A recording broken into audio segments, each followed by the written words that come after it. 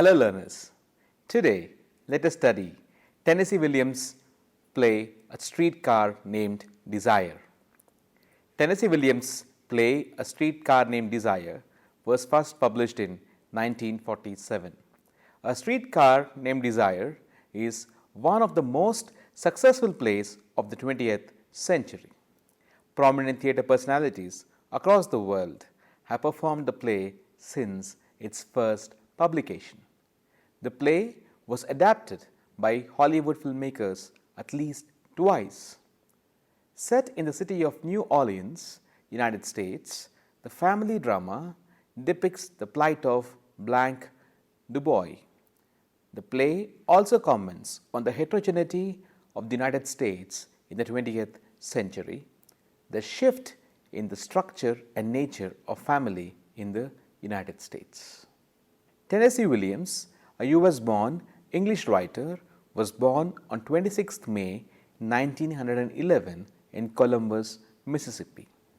He died on the 25th of February 1983 in New York, United States. He is rated among the finest writers of the 20th century. A popular playwright, Tennessee was born into a Southern family of comfortable means. Son of a traveling salesman and the grandson of a priest, Tennessee discovered rather early in life that his family was a dysfunctional unit. The father, Cornelius Williams, was an abusive alcoholic who terrorized his wife and children. Tennessee was a sick child who was often ridiculed by his father for being weak and effeminate. Tennessee attended the school in the town of St. Louis in Missouri and attended the University of Mississippi to pursue a career in journalism.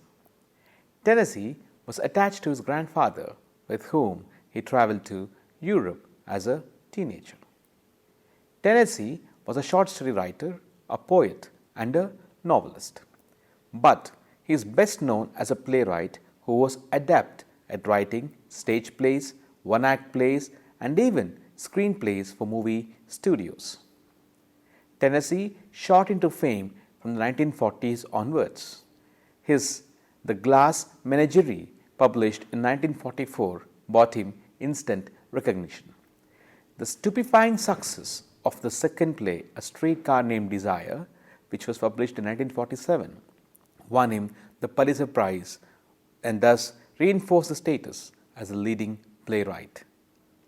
Between 1944 and 1961, Tennessee published 11 plays, and each of them was a financial success.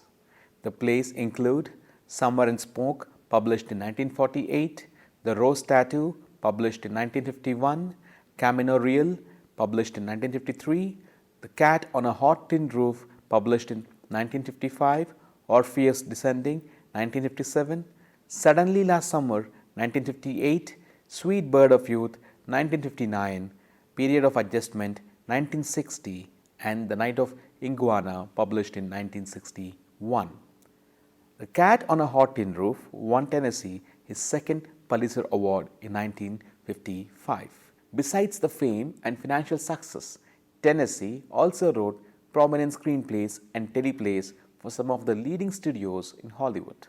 Some of his prominent screenplays include The Glass Menagerie, which was adapted in 1950, A Streetcar Named Desire, which was adapted in 1951, The Rose Tattoo, 1955, Baby Doll, 1956, Cat on a Hot Tin Roof, 1958, Suddenly Last Summer, 1959. In 1960s and 1970s, Tennessee, even as he began to write prolifically as ever, found writing rather cumbersome. The adult life of Tennessee was quite complex. He discovered that he was a homosexual in his 20s and he had numerous difficult relationships with his lovers. He was also pained at the plight of his sister Rose, who was lobotomized after she was diagnosed with schizophrenia. Some of his protagonists are modeled after the members of his family. From his adolescence onwards, Tennessee found writing an escape from his family. For instance, The character of Blanche Dubois, whom we will study in detail in the Streetcar, was modeled on the lines of his sister Rose. That of Stanley, who is an abusive husband, was inspired by his father. Mental illness, dysfunctional families, and a chaotic society are recurrently used in Tennessee's work.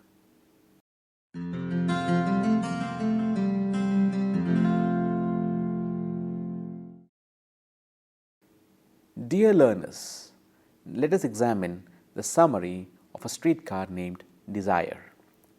First published in 1947, Tennessee's A Streetcar Named Desire deals with the plight of Blanche Dubois, a school teacher who is a resident of Laurel, Mississippi. The only surviving member of Blanche's immediate family is a sister, Stella. Stella is married to Stanley Kowalski and resides in an apartment in a heterogeneous, noisy, and working class neighborhood of New Orleans. Blanche gets down a streetcar which is named Desire. She is dressed fashionably and carries a large trunk. On meeting Stella, Blanche chatters constantly. Blanche spots a bottle of liquor and keeps drinking from it. It is clear that Blanche is an alcoholic. Blanche informs Stella that following the death of all her relatives, she has lost Bella Rave, their ancestral home. Blanche mentions that she has a nervous problem and that the school authorities have granted her leave to sort it out. Blanche is broke, yet she treats her sister's two-bedroom apartment and its location with disdain. Later, when she meets Stanley, Stanley finds Blanche very pretentious. Blanche finds Stanley rough and primitive. Stanley works for an auto parts supply firm and is of Polish descent.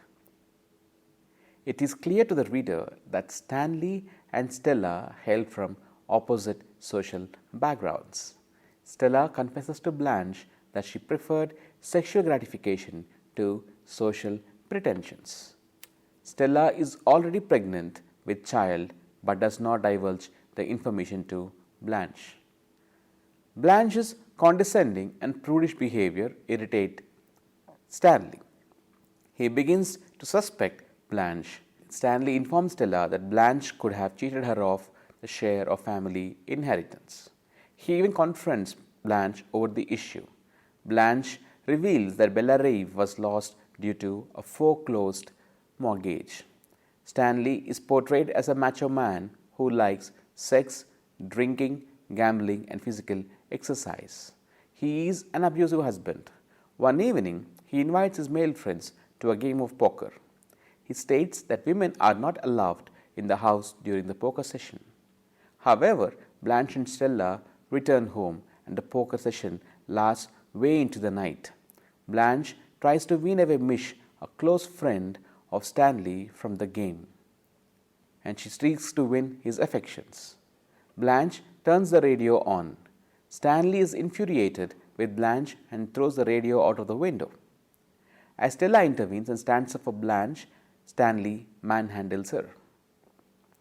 Blanche and Stella escape to Eunice's apartment. Within a short time, Stanley feels sorry for his actions and pleads with Stella to forgive him. Stella returns to Stanley and embraces him passionately. Blanche is alarmed at the turn of the events.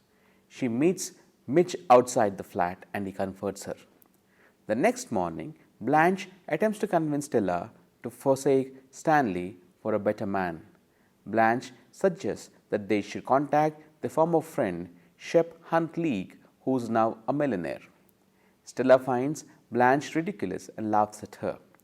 Blanche confesses to Stella that she is completely broke. Meanwhile, Stanley, who has gone out to get the radio repaired, has returned to the flat. He has eavesdropped on the sisters' conversation. He is annoyed with Blanche further. In the evening, Stanley asks Blanche a few questions about her past and hints that he is aware of her disreputable past. Blanche is clearly dismayed. Meanwhile, Mitch and Blanche become intimate with each other. The possibility of a romance with Mitch does not come in her way, she lustfully kissing a teenage boy who has come to collect the newspaper subscriptions. Mish and Blanche go on a date and inform each other of their secrets. Blanche reveals the greatest tragedy of her past to Mitch. She confesses that a young husband committed suicide years ago when she discovered and confronted him over his homosexuality. Mitch and Blanche realize that they need each other.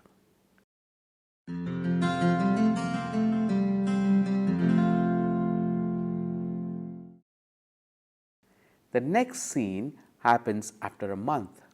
Stanley is visibly annoyed with Blanche's long stay and has gathered solid evidence about her past.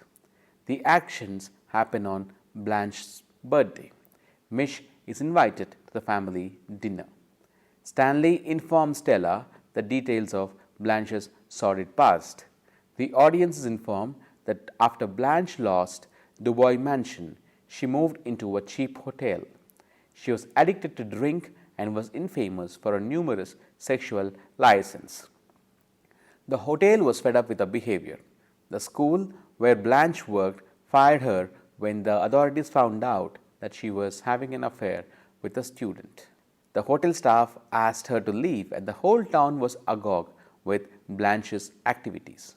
Stella is stunned with these facts. Blanche has the habit of indulging in long baths. Blanche was in the bathroom when Stanley informed Stella about her sister's sordid past. Blanche is oblivious to the fact that Mish was also informed about her past. Mish doesn't attend the birthday party. Stanley almost informs Blanche that he is completely aware of her past. He presents her with a one-way bus ticket to Laurel. Stanley's behavior disturbs Stella and she goes into labor. Many hours later, Mitch arrives at the apartment drunk. A drunk Blanche, oblivious to the fact that Stanley has informed Mish about her past, confronts him. Mish is angry when he learns that Blanche is not a chaste woman. He confronts Blanche about her past. Blanche confesses that the stories that he has heard are true. She states that post the demise of her husband, she felt an acute need for human companionship. Mitch informs Blanche that he can never marry her. He states that she isn't fit to live in the same house with his mother. Mitch, however, tries to have sex with Blanche, but Blanche screams fire to attract the attentions of passers-by outside. Mitch is thus forced to leave the apartment. Late in night, Stanley comes from the hospital to find Blanche more drunk. Blanche informs him that she has received a wire from a millionaire former suitor, Shep Huntley. She states that she will leave New Orleans and join Shep in Texas. Stanley knows that Blanche is imagining things. However, given the impending birth of his baby, he is in a happy mood and suggests that they celebrate their good fortune. Blanche spurns Stanley's proposal and tries to step past him. When Stanley refuses to move out of her way, Blanche asks him to stop interfering with her. Blanche smashes a bottle on the table and threatens to injure Stanley. An affronted Stanley grabs her arm, and even as Blanche resists, Stanley states, "We have had this date with each other from the beginning," and carries her to bed. Blanche resists, but Stanley uses his physical strength to overcome her, and the music indicates that he has actually raped her. The last scene happens in the apartment a few weeks later. A poker game is in session, and Stella and her neighbor Eunice pack Blanche's bags. Blanche is in the bath. A doctor and a nurse arrive to take Blanche to an asylum. Blanche is told that she is leaving to join her millionaire friend. Stella confesses to Eunice that she cannot believe Blanche's assertion that Stanley has indeed raped her. Blanche completes a bath and rambles with Eunice, and it is clear that she has no grip on reality. Blanche panics and refuses to go with the doctor. Stanley shouts at Blanche while his friends try to subdue her. Eunice physically holds Stella from interfering in the matter. Finally, the doctor gently convinces Blanche to leave along with him. Blanche allows herself to be led away, and she does not turn back to wish her sister goodbye. Stella is pained at her sister's plight and cries, while Stanley hugs her and comforts her.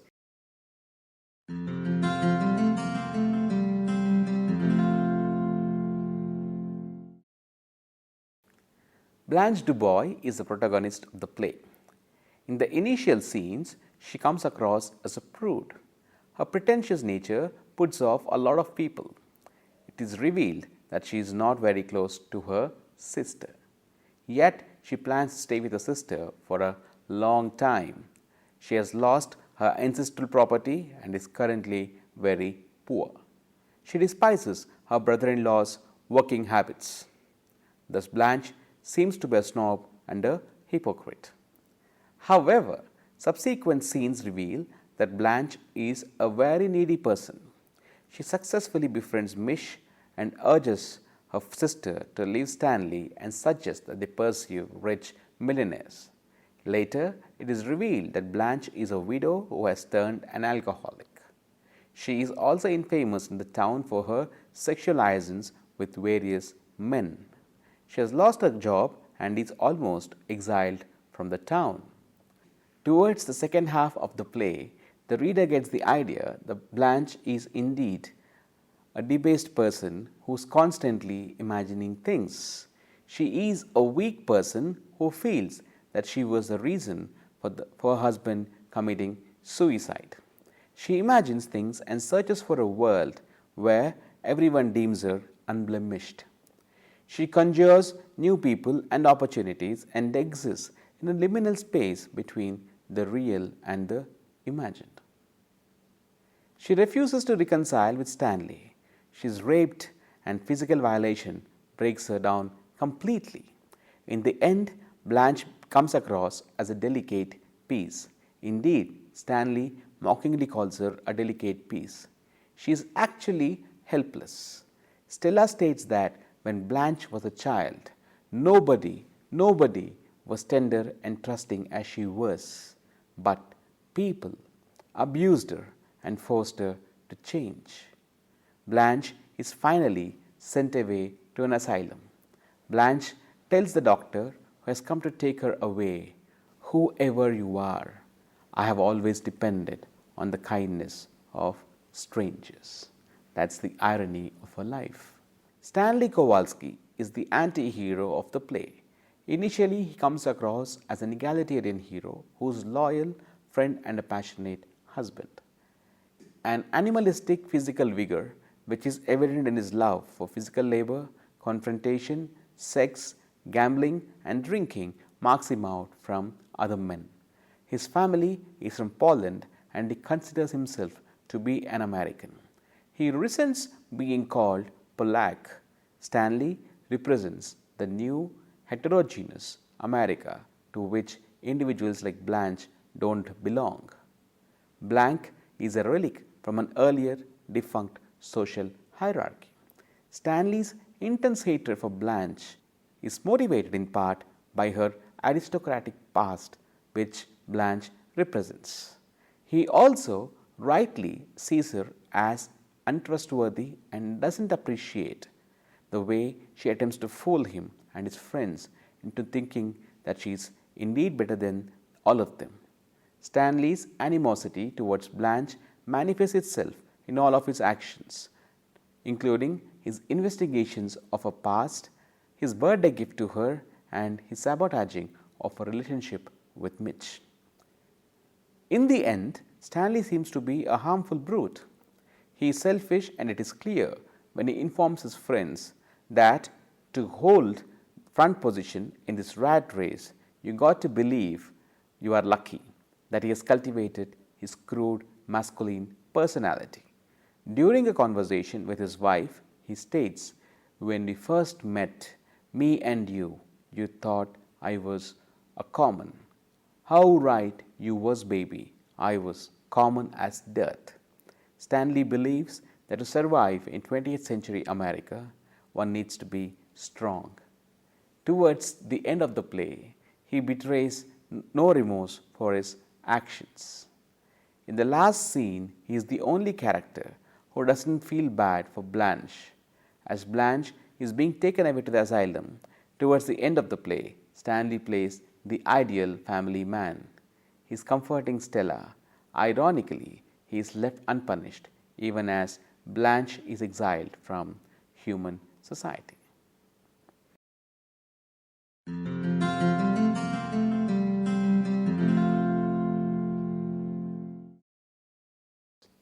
Mitch is the friend and colleague of Stanley. He is unmarried and is devoted to his sick mother, with whom he continues to stay. He is masculine and spends his time working out, drinking, and gambling. He has an unrefined look around him, yet he is not crude like Stanley.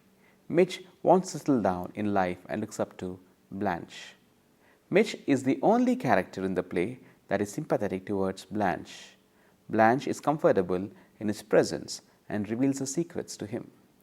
She only hides details from him because she is scared of losing him.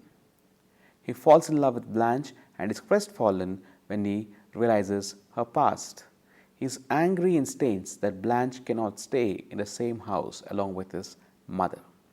He tries to have sex with her. However, when Blanche says that she will yell fire, unlike Stanley, Mitch does not force himself on her. He clearly lacks ambition. Towards the end of the play, he is shown to be crying when Blanche is taken away to the asylum. Stella Dubois is the younger sister of Blanche and is the wife of Stanley Kowalski. She is aware of the shortcomings of her sister and her husband. She is not a strong character. She is grounded and she has preferred a hard-working, ambitious, sexually capable man over effeminate aristocratic men. She is torn between Blanche and Stanley. She feels bad for her sister's plight, yet she is incapable of helping her out. Eunice. She is a neighbor and landlady of the Kowalskis. She resides in a flat above the Kowalskis, and her husband Steve is a friend of Stanley. Eunice is loyal to Stella and offers her advice and help. In the last scene, Eunice is shown helping pack Blanche's belongings. She comforts Stella and tells her that things will eventually work out. She asks her not to disbelieve her husband. She fights with her husband regularly. However, she reconciles quite fast with him.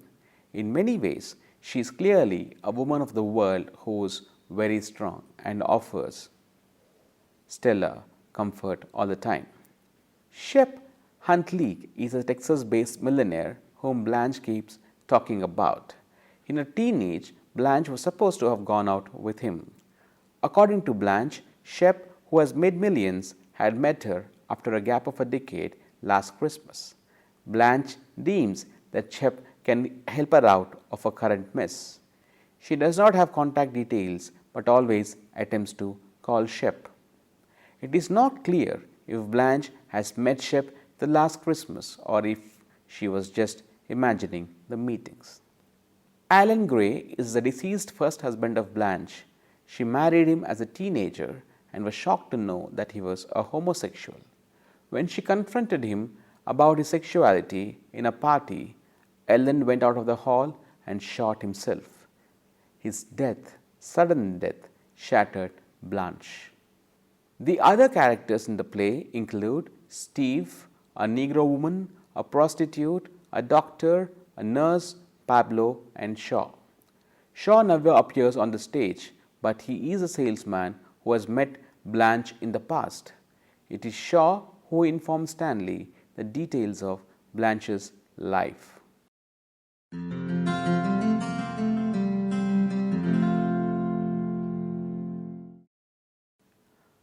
According to Aristotle, a good play should have adequate mythos, in other words, plot, ethos, dynoia, lexis, opsis, and melos.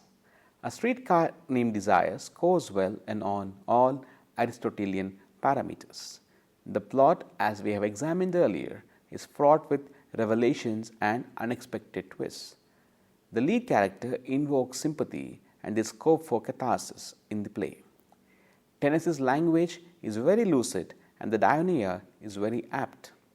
The characters speak candidly and Blanche often thinks aloud on numerous occasions. The language used in the play is very urban and has several working class characteristics. The play is set in an apartment complex and most of the action happens inside a flat. The melos is apt and the action is always accompanied to the sound of blue piano which constructs a grey atmosphere in the play.